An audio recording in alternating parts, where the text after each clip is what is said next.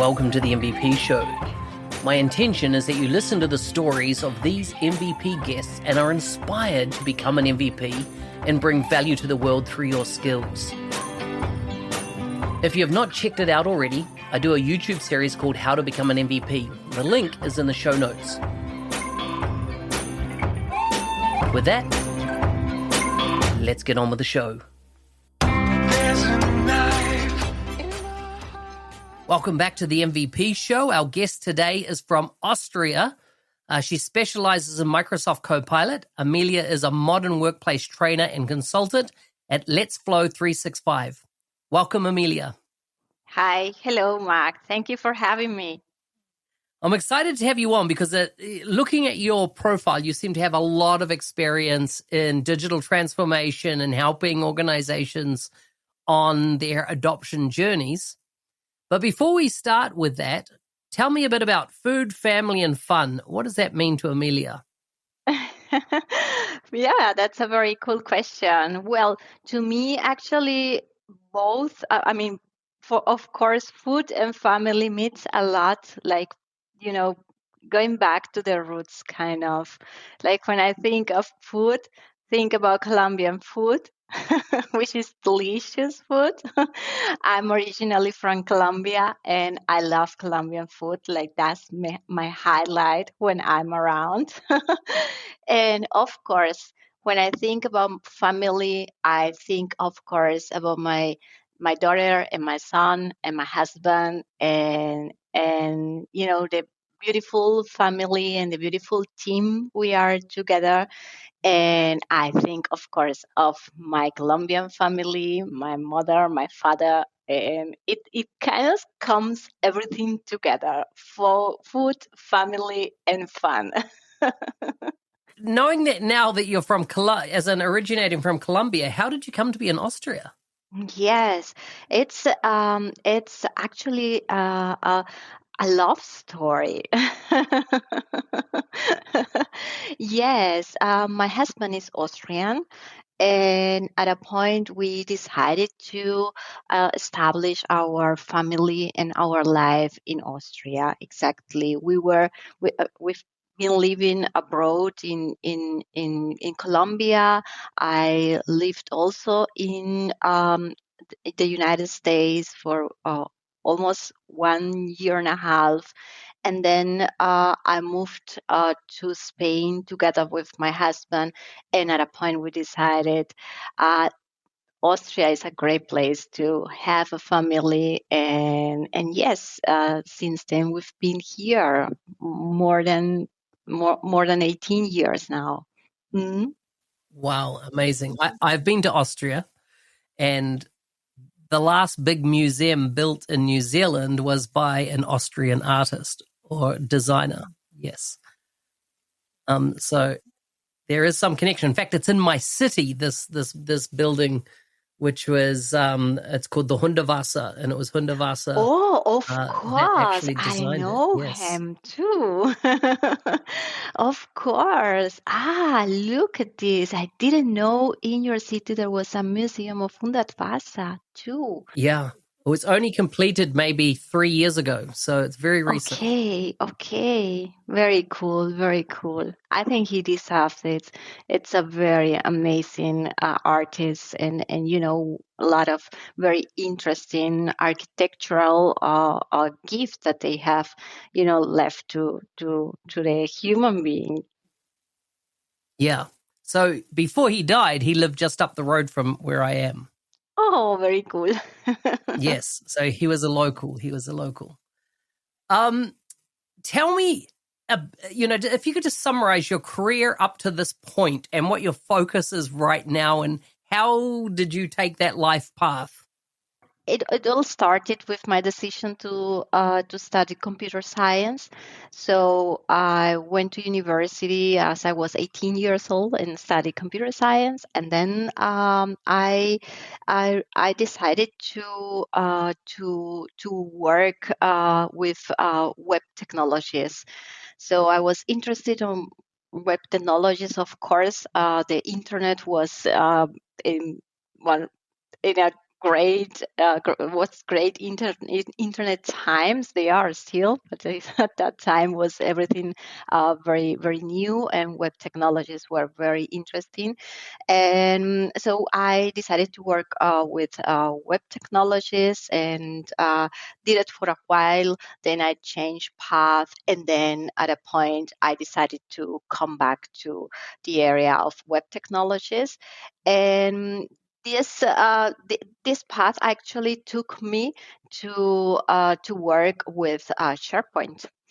So I decided to take a job as a SharePoint project manager, and I was very happy actually to work with business process automation, Nintex, SharePoint Designer, and all those great stuff. And that time was 2013, and exactly at a point I was working with SharePoint 2013 on-prem, and I realized, okay, there is a lot of things happening out there in the cloud direction, and I really wanted to move to the cloud. I tried it with all my all my part to help this company where I was working to move to the cloud, but it was just too early for them to take the leap. So I decided to take the leap myself, and I decided to start working in cloud transformation, and I started to work with very traditional company for a very traditional company here in Austria, and I was working as a Microsoft 365 adoption and change specialist. And it was a very interesting job because it was a dual role. So on the one side, I had global administrator role, and on the other side, I was nurturing a community of volunteers and helping people to grow with Microsoft Teams and with Microsoft 365 tools. Of course, those were pandemic times, so I was in charge of the rollout of Microsoft Teams, and those were very, very, very interesting time. I learned a lot and realized how important for me and for the people is to have adoption and change strategy, and to work towards not only training but towards really helping people to understand what's in it for them, to understand or to help them on their way to embrace really the tools. And yes, and in 2023, I decided to become an independent modern workplace trainer and consultant. And right now, I'm focusing myself a lot on the area of Copilot adoption, and a lot of contracts in the area of Copilot training.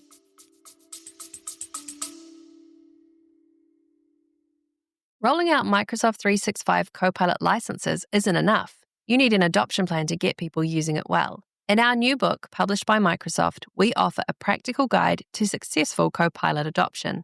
Many leaders believe in the why of Copilot and AI, but they need guidance on how, from practical frameworks to enabling champions and measuring impact. Get your copy of Microsoft 365 Copilot adoption now from Amazon, or find a link in the show notes. Interesting. And it is such a big subject, Copilot, under M365. I saw a term that you've used called the Copilot habit. Yes. Tell me about that. Yes. Well, this is pretty much the idea behind is really to take a step at a time, really to in order to use Copilot and select this task on your daily plate that is really something that Copilot can help with on the one side, and on the other side, something that you really need, that is really frustrating you, and that you could really improve with the support of Copilot.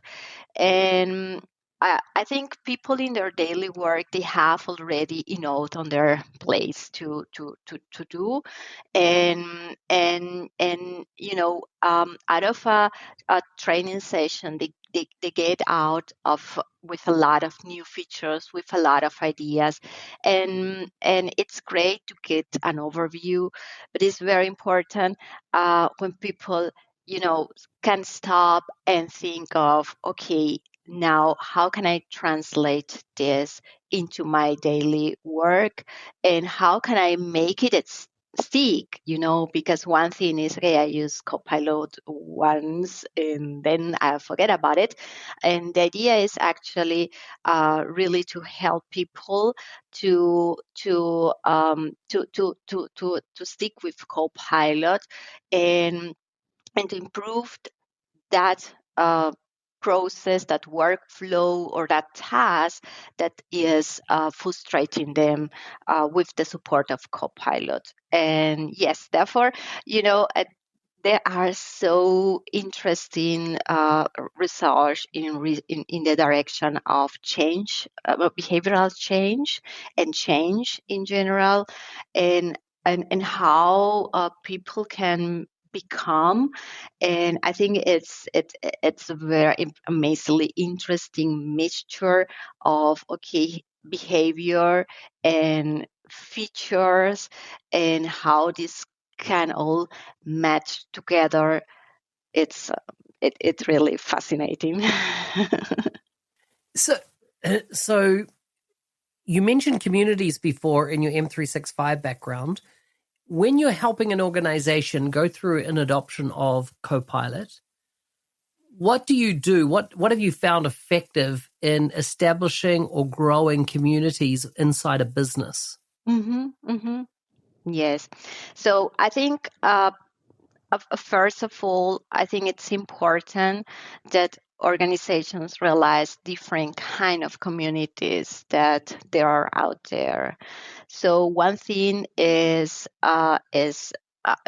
external communities. We are so privileged in the Microsoft space to count with an amazing external community, Microsoft community.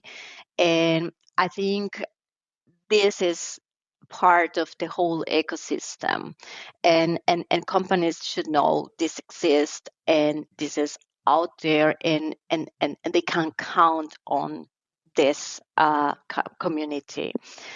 Employees can count on this community too. Another thing is the communities inside organizations. So here you can have, of course, an internal user community, and it's amazingly important for people to come together once a month at least, and kind of debrief about what was so great, what was so bad, and how they can actually keep on learning, because we are talking about evergreen solutions. And it's not only me, it's not only you, Mark, but it's hard to stay on track of all the changes. So the only way we can actually achieve it is within the space of working together in a community. So this internal community is amazingly important in order to reinforce people keep learning, keep their skills up to date, and also in order to know what is working for our organization and what is not, which may be different than any other organization. So I think to have like to differentiate and to know that there are different kind of communities is important, and you also have within every team an aspect of community, and it should be kind of lived. So there should be room for teams to kind of contribute, just to say, okay, this is what is working for me, this is what is not working, how we can put this all together so we can improve our team's processes. So I think this three different flavors, let's say, of communities make the whole learning experience and make the whole adoption experience really succeed. And one what that's like the first step to make organizations realize what's actually out there in terms of community. And then I love to work with teams, because so I usually start with teams. So because by working with teams, you can really, you have like the perfect unit, a great size of people, usually where you can really work with them together, find use cases that can be improved with Copilot, and put it into practice. So I usually work a lot with teams, and then we try to create internal community that is meeting together, where teams or representative of those teams are joining, and of course, in a way, we all have to nurture the community, but it is like this, that it's important to offer this space, to organize this space, to offer also the changes and the updates within this framework. One of the things I'm interested in is, in your observation in the various organizations you've worked with, what are some of the standout use cases that people have uncovered, without mentioning the companies? Maybe you mentioned the industries it's in. Just some of the thoughts that come to mind around use cases that are not the standard, summarize a meeting in Teams or draft an email or start. Like, has there been any kind of use cases that kind of really stand out to you, or that you like to demonstrate as part of an education process with students and people on the adoption journey? Well, that's a very interesting question. So a use case where you think, okay, actually, this is not like the popular ones. Exactly. Well, I've been working on a Copilot help desk, or actually product support agent. And well, I think this is one popular use case, don't you think?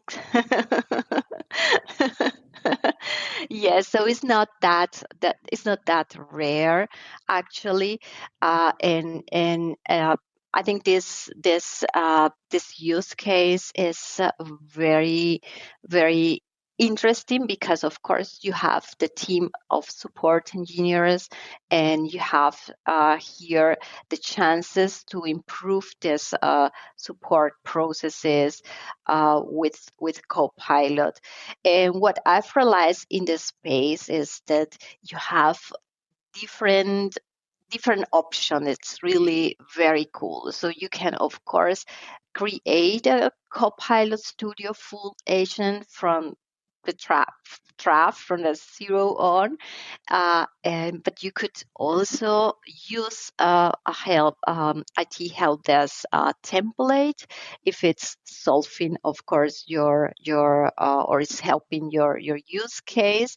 And here, this is especially so to connect actually with ServiceNow. So if ServiceNow is something for you, or is an application that you are already using for your help desk, then this IT help desk template is a great idea in Copilot Studio Full. And then here you also could, of course, for organizations using Dynamics 365 customer services, here you have several options, and you have the Copilots to several options, several features that are kind of embedded in Dynamics 365 with Copilot, like the Copilot highlights and the Copilot summaries. So you have really embedded within Dynamics. It's really amazing, the drafting and so on. And one of my favorites in this space are the Copilot highlights. So it can really give you highlights about specific a topic you are trying to resolve with a customer case.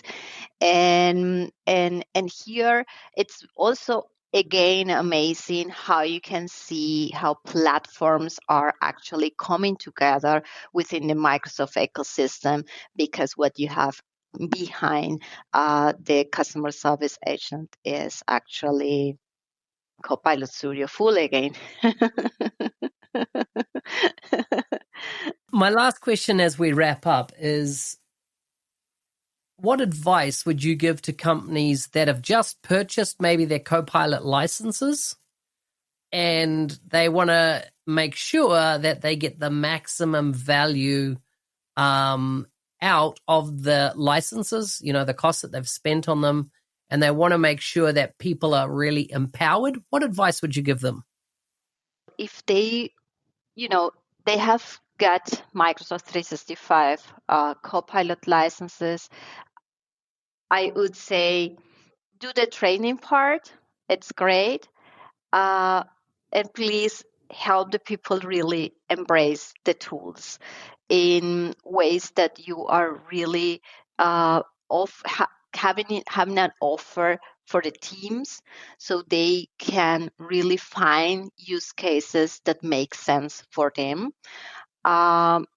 Look for executive sponsor, but real executive sponsor, the ones that are really putting this into their communications, the ones that are really transporting the message to the people in town halls. So try to work not only down to top, but also top to down. So the transformation, the Copilot transformation, can happen. I think that would be my recommendation for people. Hey, thanks for listening. I'm your host, Business Application MVP Mark Smith, otherwise known as the NZ365 Guy. If you like the show and want to be a supporter, check out buymeacoffee.com/NZ365 Guy. Thanks again, and see you next time.